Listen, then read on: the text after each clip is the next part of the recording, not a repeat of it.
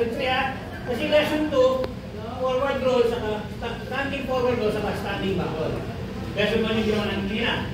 Lesson 2, the same scenario, pero this time, ang approach ko ito.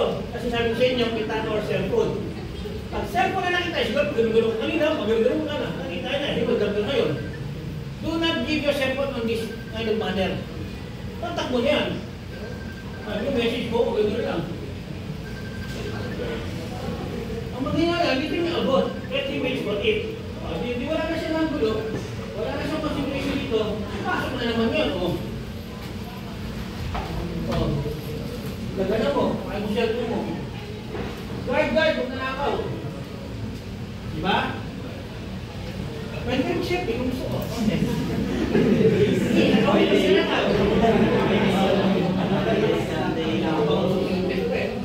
Okay, ulit. Okay ha? Okay, lesson 1 lang yung lahat ha. Kita ko ang cellphone. Nakuha? Balik ngayon, last lesson. So lesson 2 kasi rolling. Lesson 3 naman.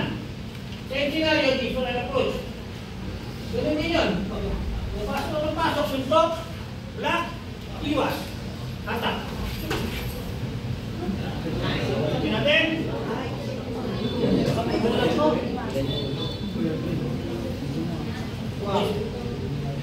Press, instruction, swing. What? Yan ang lesson 3 natin, ha? Nasa video naman yan, try to review it, importante nakita niyo actual. Kasi may mga, ang video minsan nandito lang eh. So hindi na nakita, mag-video na. Diba? Yan ang sinasabi ko, para ka angle natin tayo sa actual. Okay, wala? Again, take initiative ha, na kayo na mag-self-review.